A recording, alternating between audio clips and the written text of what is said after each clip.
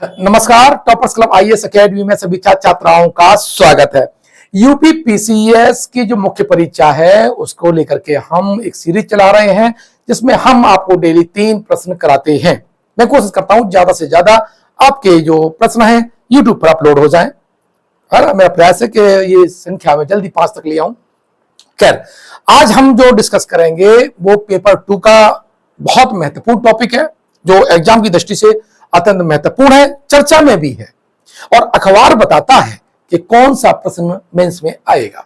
इसीलिए मैं बराबर कहता हूं कि आप अखबारों पर, खबरों पर नजर रखिए। संसद टीवी में क्या बहस चल रही है उस पर नजर रखिएगा, क्योंकि यही सीधे सीधे इन चर्चाओं से संबंधित जो प्रश्न हैं पूछ लिए जाते हैं। ठीक है,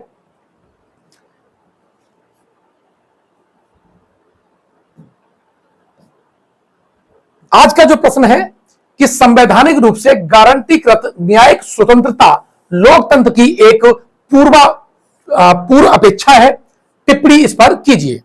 ठीक है, बहुत महत्वपूर्ण है कि अभी आपने देखा होगा कि न्यायिक स्वतंत्रता क्यों जरूरी है। अगर जज ही नेताओं की भाषा बोलने लगेंगे तो ये हमारा जो लोकतंत्र है इसकी जो आधारशिला है, कार्यपालिका और न्यायपालिका का जो प्रतिफल का जो सिद्धांत है, दोनों स्वतंत्र हैं लेकिन मिली जुले हैं, एक दूसरे पर क्या है कंट्रोल करते हैं।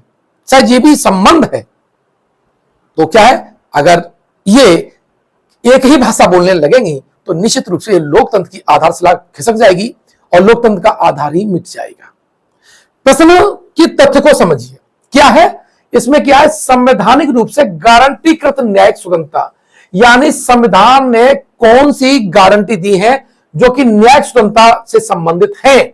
अर्थात न्यायिक स्वतंत्रता जो गारंटी करता है संविधान की तरफ से, और लोकतंत्र की एक पूर्व अपेक्षा है, यानी गारंटीकृत न्यायिक स्वतंत्रता लोकतंत्र की एक पूर्व अपेक्षा, यानी अपेक्षा की जाती है कि यह अनिवार्य तत्व रहेगा, बेसिक स्ट्रक्चर रहेगा। सीधे सीधे इस मुद्दे की बात करते हैं। ठीक है, वीडियो को लेकर शुरू से तक एंड तक देखिएगा। ऐसा नहीं कि रास्ते में निकल जाओ, फिर चाहे यूपीएससी में यह प्रश्न आए चाहे पीसीएस में आए, इससे संबंधित घुमा फिरा करके कुछ भी टॉपिक आए, मेरा गारंटी है आप उस पर जरूर लिख पाएंगे। ठीक है, भूमिका की बात करें तो देखो मैंने इसमें लिखा है ज्यादा है ही मैटर। अब आपको अपनी सुविधा के अनुसार 8 नंबर और 12 नंबर यानी पीसीएस में जो आता है और जो यूपीएससी में जैसा आपका तरीका हो, ठीक है, वहां आप इसे मॉडिफाइड कर सकते हैं, शब्दों को घटा बढ़ा सकते हैं। मेरा उद्देश्य था कि आपको आप तक पूरा सारांश पहुंचे। भूमिका में हम क्या कर सकते हैं, एक भूमिका तो यही है कि स्वतंत्र न्यायपालिका की अवधारणा लोकतंत्र की एक मूलभूत स्तंभ है, यानी जो स्वतंत्र जो न्यायपालिका है वो क्या है, लोकतंत्र का क्या है, मूलभूत स्तंभ है। यह न्यायालयों और न्यायाधीशों को भारी प्रभावों से मुक्त होकर के अपनी जिम्मेदारियां निभाने की अनुमति देता है। ठीक है, यह सिद्धांत कानून के शासन को बनाए रखने में महत्वपूर्ण भूमिका अदा करता है। साथ ही यह व्यक्तियों के अधिकारों और स्वतंत्रता की भी रक्षा करता है। यह किसी राष्ट्र के भीतर लोकतंत्र के सार को संरक्षित करने के लिए आवश्यक है। एक यह पैरा है जिससे आप अपना प्रश्न को स्टार्ट कर सकते हैं। थोड़ा अगर हम कुछ प्रश्नों में जो थिंकर हैं उनके कथनों को अगर हम आरंभ करेंगे, उनको लेकर के आरंभ करेंगे, वो भी अच्छा है। तो यहां पर हमारा इस मामले में फ्रांसिस बेकन का जो कथन है वो बहुत महत्वपूर्ण है। फ्रांसिस बेकन ने न्यायाधीशों के बारे में कहा है कि न्यायाधीशों को मजाकिया से अधिक प्रबुद्ध, प्रशंसनीय से अधिक श्रद्धेय और आत्मविश्वास से अधिक विचारपूर्ण होना चाहिए। सभी चीजों के ऊपर सत्यनिष्ठा एवं उनकी औषधि एवं मुख्य गुण हैं। मूल्यों में संतुलन, बार काउंसिल और न्यायिक खंडपीठ के बीच श्रद्धा स्वतंत्र न्यायिक प्रणाली की बुनियाद है। ठीक है, कहने का मतलब है फ्रांसिस बेकन का यह कथन लेकर के भी आप अपने प्रश्न का जो उत्तर है वो आरंभ कर सकते हैं। और अगर आप इससे स्टार्ट कर रहे हैं तो इसको कोट करते हो थोड़ा सा जरूर आप फ्रांसिस बेकन के बारे में, उनके कथन के बारे में जरूर आप इनपुट रखिएगा, ताकि दोनों में क्या बने, तारतम्य बना रहे और जो आपका एग्जामिनर है वो समझ सके कि फ्रांसिस बेकन से भी आप परिचित हैं, लेकिन सब सीमा है, इसलिए थोड़ा सा इनपुट दे पा रहे हैं। दूसरी हम बात करें तो 14 मई 1949 मैं संविधान सभा में ले चलता हूं, क्योंकि ये सारे अनुच्छेद हैं जो आधारभूत बातें संविधान की, लोकतंत्र की आधारभूत बातें जो है वो संविधान सभा में बृहद रूप से डिस्कस की गई थी। उसमें केटी शाह का कथन है, ठीक है, और केटी शाह ने डिबेट किया इसमें 14 मई 1949 को है। क्या कहते हैं वो? यह संविधान न्यायाधीशों, राजदूतों या राज्यपालों की नियुक्ति के संबंध में कार्यपालिका के हाथों में इतनी शक्ति एवं प्रभाव को केंद्रित करने का विकल्प चुनता है तो कार्यपालिका की तानाशाही प्रवृत्ति उभर सकती है। उन्हें चिंता जाहिर की थी इस बात के लिए। इसीलिए ऐसी कुछ नियुक्तियों को राजनीतिक प्रभाव से हटाना चाहिए और सर्वोच्च न्यायालय के न्यायाधीशों को राजनीतिक प्रभाव से पूरी तरह से बाहर होना चाहिए। यानी ये न्यायिक स्वतंत्रता की बात कर रहे थे कि अगर कार्यपालिका तानाशाह हो जाएगी तो उसे कंट्रोल करने के लिए न्यायपालिका होनी चाहिए और इनकी जो नियुक्ति है उनमें कार्यपालिका की ज्यादा भूमिका नहीं होनी चाहिए। सीधा सीधा उनके कहने का अर्थ ये था। आगे हम चलें तो ये मुद्दा क्यों उठा? आपने लेटेस्ट अगर मैं बात करूं तो 2 न्यायाधीशों की जो नियुक्ति हुई तब से चर्चा में आया और पूर्व में भी कुछ न्यायाधीशों की इस तरह से नियुक्ति हुई, तो ये जो मामला है थोड़ा गर्म आ गया है और इसीलिए ये एक प्रश्न पूछा जा सकता है। जैसे तरुण गोगोई और अभिजीत गंगोपाध्याय, ये अभी हाल ही में ये सांसद चुने गए। अभिजीत गंगोपाध्याय चुनाव लड़े थे बंगाल से, जो कि कलकत्ता हाईकोर्ट के जस्टिस रहे। सीजीआई कोका सुब्बा राव का मामला था और जस्टिस बहरुल इस्लाम, ये पहले की बात है जो कांग्रेस के पीरियड की बात है। तो 4 जो जज हैं जिन्होंने इस्तीफा देकर के अपना सांसदी का चुनाव लड़ा था, ठीक है, मतलब संसद का चुनाव लड़ा था। इनको ध्यान में रखते हुए आपको इनपुट ध्यान में रखना चाहिए। उदाहरण के रूप में आप बता सकते हैं कार्यपालिका और न्यायपालिका का आपस में मेलजोल प्रतीत होता है, जबकि भारतीय संविधान में दोनों की स्वतंत्रता की बात कही गई है। ये जो सवाल उठ रहे हैं उसके बीच तारतम्य देते हुए मैंने बताया है कि कार्यपालिका और न्यायपालिका में जो आपसी जो मेलजोल हो जा रहा है, ये दोनों एक भाषा बोलने लगे हैं, तो ये थोड़ी चुनौती आ गई है लोकतंत्र के सामने। न्यायपालिका की स्वतंत्रता की अगर मैं बात करूं तो इसमें 3 शर्तें बहुत महत्वपूर्ण हैं। ध्यान रखिएगा, एक एक पे बात करूंगा। आपको वीडियो को शुरू से लेकर एंड तक देखते समय लिखना भी चाहिए और अगर कोई चीज बाद में समझ में नहीं आती है तो मुझे कमेंट बॉक्स में लिख देना, मैं कोशिश करूंगा आपसे कनेक्ट होकर के द्वारा उस पॉइंट को समझाने की। क्या है आवश्यक शर्तें और ये आपके आंसर में 100% होनी चाहिए। इसके बिना आपका आंसर आप कितना भी लिख दीजिएगा अधूरा माना जाएगा। पहली शर्त क्या है? न्यायपालिका को सरकार के अन्य विभागों के हस्तक्षेप से उन्मुक्त होना चाहिए। न्यायपालिका के निर्णय और आदेश कार्यपालिका एवं व्यवस्थापिका के हस्तक्षेप से मुक्त होने चाहिए। न्यायाधीशों को भय या पक्षपात के बिना न्याय करने की स्वतंत्रता होनी चाहिए। ये 3 आवश्यक जो शर्तें हैं, यानी न्यायपालिका की स्वतंत्रता लोकतांत्रिक राजनीतिक व्यवस्था का आधार स्तंभ है। इसके लिए क्या है? ये 3 शर्तें आवश्यक हैं। रट्टा मार दीजिए, लिख लीजिएगा, 15-16 बार लिख दीजिएगा, शब्द से उतार दीजिएगा, आपका आंसर रिच कंटेंट के साथ माना जाएगा। अब मैं मुद्दे की बात करूं, केसेस 2 केस की जिक्र करूंगा जो इससे संबंधित हैं। एसपी गुप्ता बनाम भारत संघ 1981, ये जो केस था वर्ष 1981 में एसपी गुप्ता बनाम भारत संघ मामले में उच्चतम न्यायालय यानी सुप्रीम कोर्ट की संविधान पीठ ने कहा था कि न्यायाधीशों को आर्थिक और राजनीतिक शक्ति के सामने सख्त होना चाहिए और उन्हें विधि के शासन यानी रूल ऑफ लॉ के मूल सिद्धांत को बनाए रखना चाहिए। यह कब कहा गया? एसपी गुप्ता बनाम भारत संघ के केस में यह कहा गया था।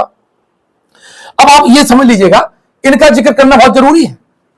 और क्या कह रहे हो कि विधि के शासन को मूलभूत बनाए रखना चाहिए, यानी आर्टिकल जो 14 भी है विधि की समता, ठीक है, विधि का रूल ऑफ लॉ, ये हमारे बेसिक स्ट्रक्चर का हिस्सा है, ठीक है। विधि का शासन न्यायपालिका की स्वतंत्रता का सिद्धांत है, ये आप लिखेंगे, जो वास्तविक सहभागी लोकतंत्र की स्थापना करने, एक गतिशील अवधारणा के रूप में कानून के शासन को बनाए रखने और समाज के कमजोर वर्गों को सामाजिक न्याय प्रदान करने हेतु महत्वपूर्ण है। मैंने रेड किया है, कमजोर वर्गों का सोशल जस्टिस, यानी सोशल जस्टिस देने में रूल ऑफ लॉ, विधि का जो शासन है वो क्या है, वो आपका लोकतंत्र का आधार है।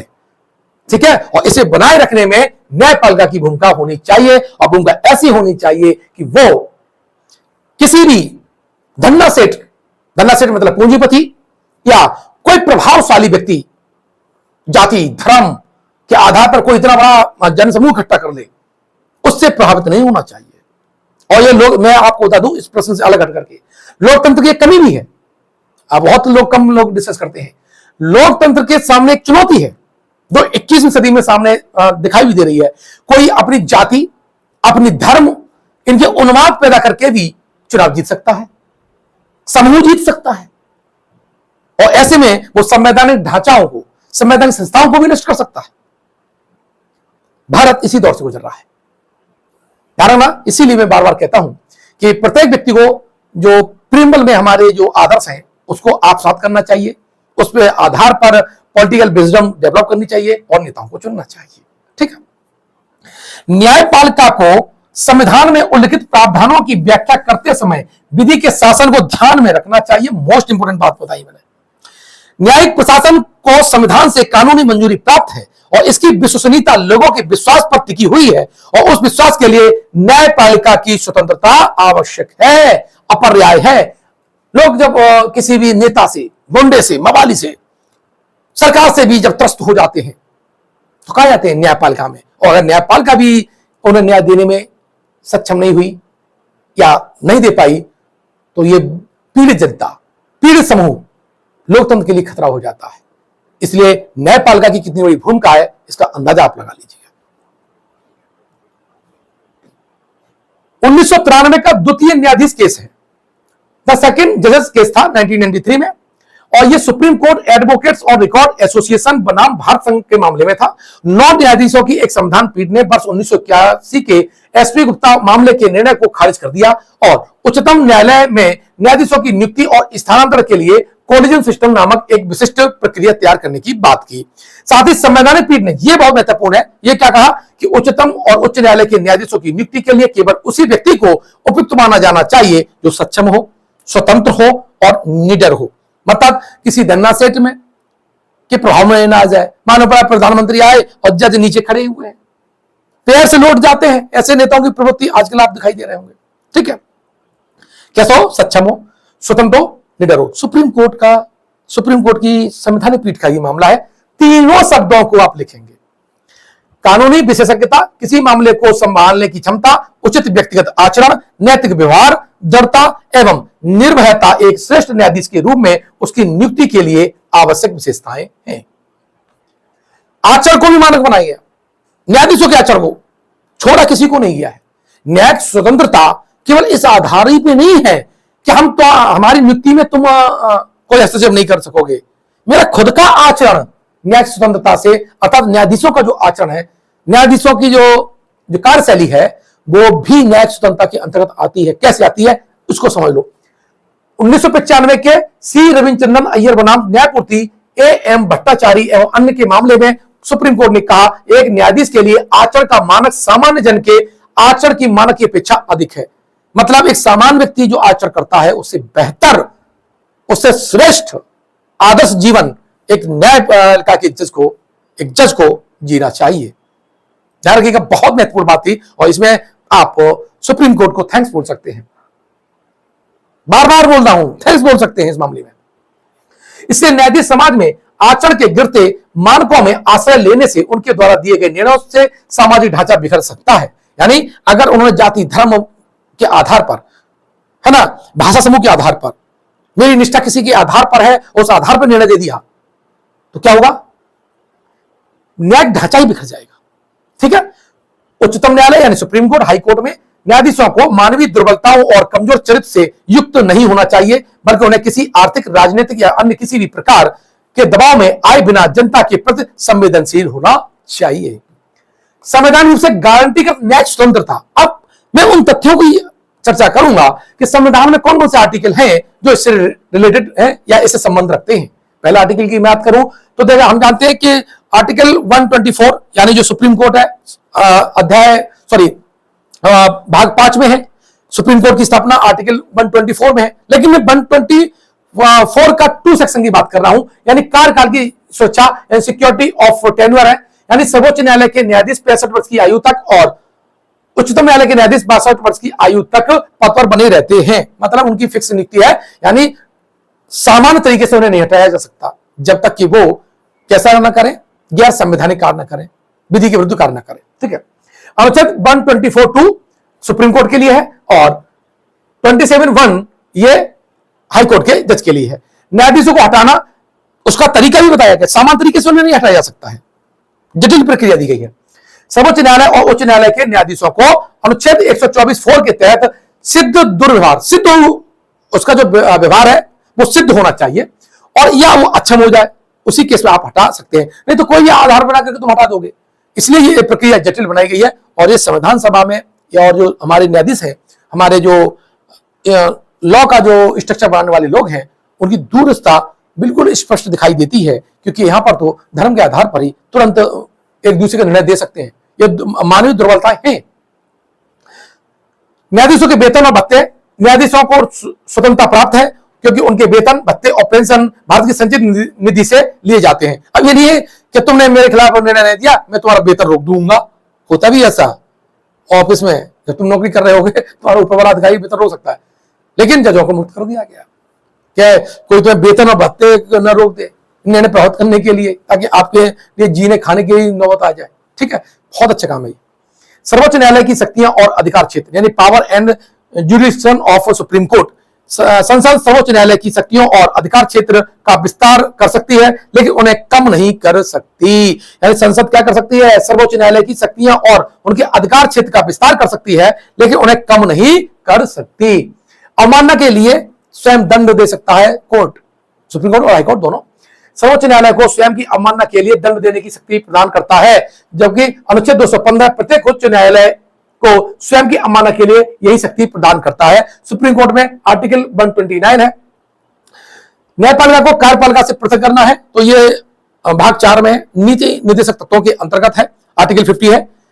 उसमें ये क्या गया है, ये प्रावधान है आर्टिकल 50 में कि राज्य को राज्य की सार्वजनिक सेवाओं में और न्यायपालिका को कार्यपालिका से पृथक करने के लिए उपाय करने चाहिए। आगे करें, संवैधानिक रूप से गारंटीकृत न्यायिक स्वतंत्रता लोकतंत्र की पूर्व शर्त है, जो कि हमारे प्रश्न की मूल डिमांड है। ठीक है, अब इसको हम समझ लेते हैं अच्छी तरह से। ये मैंने इतिहास और उसके संवैधानिक प्रावधान बताए। अब मैं बात करूंगा central idea of the question. संवैधानिक रूप से गारंटीकृत न्यायिक स्वतंत्रता लोकतंत्र की पूर्व शर्त है, यानी पहली शर्त है जवाबदेही और सुशासन सुनिश्चित करना, ensuring accountability and good governance. संवैधानिक रूप से गारंटीकृत कार्यकाल की सुरक्षा न्यायिक स्वतंत्रता प्रदान करती है, जो कि कार्यपालिका और विधायिका पर नियंत्रण का काम करती है। स्वतंत्र न्यायपालिका आत्मविश्वास के साथ सुशासन को बढ़ावा देती है, बिना किसी डर या जोश के, यह सुनिश्चित करके कि सरकार की कार्रवाइयां संवैधानिक सिद्धांतों के अनुरूप होनी चाहिए होंगी। संविधान की व्याख्या, हम जानते हैं हमारा जो सुप्रीम कोर्ट है वो संविधान की व्याख्या करता है। अगर पूछा जाए, ये पीटी का ही प्रश्न है कि संविधान का व्याख्याकार कौन है, तो उसका आंसर जाता है हमारा सुप्रीम कोर्ट है। इसको हम देख लें। संवैधानिक मामलों में अंतिम प्राधिकारी के रूप में कार्य करने के लिए एक स्वतंत्र न्यायपालिका आवश्यक है, नहीं तो अपने मन से ही लोग संविधान की व्याख्या करने लगेंगे, जो यह सुनिश्चित करे कि संविधान को देश के सर्वोच्च कानून के रूप में बरकरार रखा जाए। उदाहरण के लिए अब यहां देख लो, बहुत इंपॉर्टेंट है, ये अंडरलाइन भी करेंगे। केशवानंद भारती बनाम केरल राज्य के मामले में सर्वोच्च न्यायालय ने संविधान के अवैध पहलुओं की व्याख्या करते हुए मूल संरचना सिद्धांतों की स्थापना की थी। इंपॉर्टेंट है ये। कानून के शासन को कायम रखना, upholding the rule of the law. न्यायिक स्वतंत्रता एवं यह सुनिश्चित करती है कि सरकार सहित सभी कार्य कानूनी सिद्धांतों और संविधान द्वारा बंधे हों। यह सत्ता के मनमाने प्रयोग को रोकता है। ठीक है, तो इस तरह से आप इन पॉइंटों को, मुझे आशा है कि आप समझ रहे होंगे। नंदिनी सुंदर और अन्य बनाम, यानी जो छत्तीसगढ़ का केस था, राज्य मामले में मानवीय सर्वोच्च न्यायालय ने लोकतंत्र को काम रखने में कानून के शासन की महिमा को दोहराया। ये पीटी में ही पूछा जा सकता है, ध्यान रखना, मेंस में तो होगा ही होगा।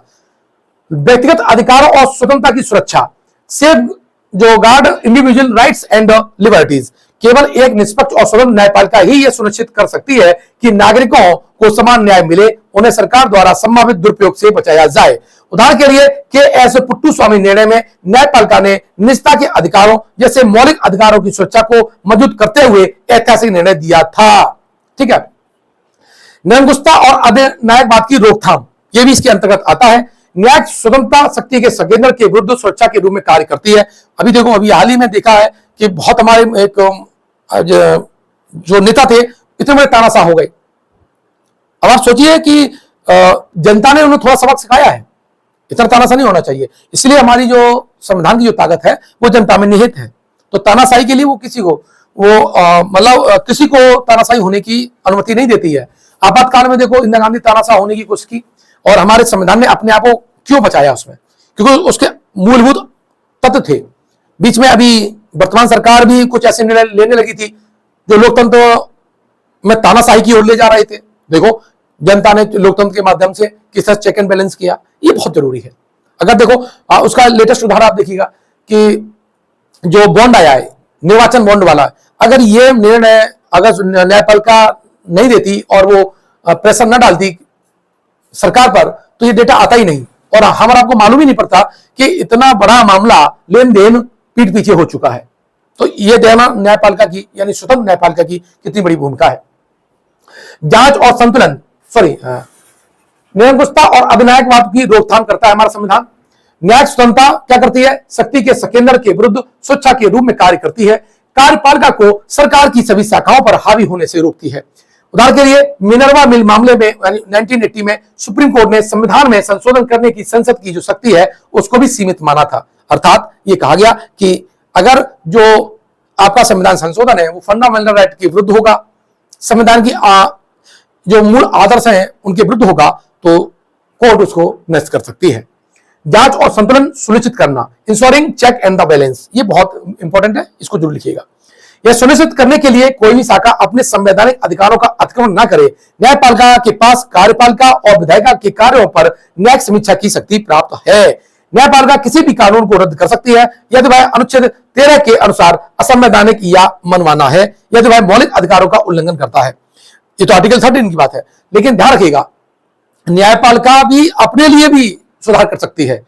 जो न्यायिक पुनरावलोकन की शक्ति है ना, उसके अंतर्गत वो अपने निर्णय भी बदल सकती है अगर उसे लगता है कि मैंने कोई गलत निर्णय दिया है या मेरे निर्णय देते वक्त कुछ भूल हो गई है, तो अपने ही निर्णय को भी क्या है पलट सकती है। ये देखिए, भारतीय संविधान बहुत प्यारा संविधान है, इसको समझा जाए, इसको पूरा किया जाए, इसे लागू किया जाए, है ना। इसीलिए तो जो विदेशों में जितने भी संविधानविद हैं उन्होंने भारतीय संविधान की व्याख्या की है और उनके बारे में अच्छी बातें की हैं, नकारात्मक पहलू बात नहीं की है। हम देखें लास्ट में, भारतीय संविधान एक मूलभूत स्तंभ न्यायपालिका की स्वतंत्रता की पुष्टि एसपी गुप्ता बनाम भारत संघ के मामले में की गई है। न्यायालय ने इस बात पर जोर दिया कि यह सिद्धांत न केवल महत्वपूर्ण है बल्कि संवैधानिक ढांचे का अभिन्न अंग भी है जो भारत की लोकतांत्रिक प्रणाली का आधार है। सभी राज्य अंगों को कानूनी सीमाओं का पालन सुनिश्चित करने की महत्वपूर्ण भूमिका के साथ न्यायपालिका राष्ट्र में कानून के शासन के सार को जीवंत करती है। अतः इस स्वतंत्रता को सुनिश्चित किया जाना ही चाहिए। ये आपका आंसर था। मैंने बहुत लंबा लिखा हुआ है, आप अपने प्रश्न की डिमांड के अकॉर्डिंग आप अपने एग्जाम, अगर यूपीएससी में है तो वहां की शब्द सीमा, पीसीएस में है तो वहां की शब्द सीमा को ध्यान में रखते हुए आप लिख सकते हैं। ये मेरा मॉडल आंसर था। आप अपने अकॉर्डिंग लिख करके एक पेज में पीडीएफ बना करके टेलीग्राम ग्रुप में भेजिएगा। मैं चेक करता हूं कि आपने इस प्रश्न को किस तरह से लिखा है। ठीक है, एक थोड़ी सी सूचना, यूपीपीसीएस जो मेंस है जीएस पेपर 2, इसका मैंने कहा ना कि मैंने 3 पेपर स्टार्ट किए हैं, फर्स्ट, सेकंड और आपका 5th, और ये 60 से 65 दिन में मोर देन 80% मुझे इनका जो सिलेबस है वो खत्म कराना है। जैसे मैं फर्स्ट में वर्ल्ड हिस्ट्री नहीं कराऊंगा क्योंकि ये मैं एग्जाम प्री के एग्जाम के बाद कराऊंगा। ठीक है, वो सेक्शन जो प्री के लिए भी इंपॉर्टेंट है वो मैं पहले कवर करूंगा। क्या करेंगे, डाउनलोड करिए mobile application toppers club IAS academy है। और ध्यान रखिएगा, अभी मेरे छात्र थे और एक छात्रा ने कहा कि सर थोड़ा प्रॉब्लम है, 2000 नहीं देंगे, तो मैंने कहा ठीक है, पढ़ने वाले छात्रों को दिक्कत नहीं होनी चाहिए, मैंने 1000 कर दिया है, लेकिन ध्यान रखना 15 जुलाई तक है 1000 रुपये। ठीक है, मैंने नौकरी अब चूंकि छोड़ दी है, इस्तीफा दे दिया है, तो मैं अपने रोजगार की, स्पष्ट रूप से मैं अपने रोजगार के लिए भी काम करता हूं, आपको प्रॉपर अच्छी तरह गाइड का भी काम करता हूं। ठीक है, आपका भी काम सस्ते में हो, मेरा भी काम अच्छा हो जाए, इसलिए मैं इससे अब नीचे नहीं जाऊंगा। हाँ, ये 15 जुलाई तक है, आपको एडमिशन लेना है तो आप ले सकते हैं। कमेंट बॉक्स में जाइए, डिस्क्रिप्शन बॉक्स में जाइए, वहां पर उसकी लिंक दे रखी है। अगर आपको नहीं लिख रही है तो 1-2 दिन मतलब कल शाम तक पड़ जाएगी, क्योंकि ये मुझे सारा चेंज करना पड़ेगा उसमें। ठीक है, तो इंतजार करिएगा। निश्चित रूप से 15 जुलाई तक आपको कीमत 1000 रुपए में ही एडमिशन मिल जाएगा। अब इसमें मैं क्या करूंगा आपको, इसमें मैं आपको वीडियो दूंगा, नोट्स दूंगा, पर डे प्रश्न दूंगा, उसका आंसर ऐड कराऊंगा, जैसे मैं आज ये बताया। ऐसे रोज 5 दूंगा। मैं मेहनत करनी पड़ती है, 5 घंटा रिकॉर्डिंग करनी पड़ती है, ध्यान रख लीजिएगा, आसान नहीं है। ठीक है, वीडियो कैसा लगा मुझे कमेंट बॉक्स में बताइएगा। और देखो, चैनल सब्सक्राइब करो या न करो, मुझे इसका कोई मतलब नहीं है। अच्छा लगेगा तो करोगे, लेकिन एक उम्मीद मैं जरूर करता हूं कि आप अगर सीरियस हैं तो सीरियस स्टूडेंट के पास ये वीडियो जरूर भेज दीजिएगा। धन्यवाद।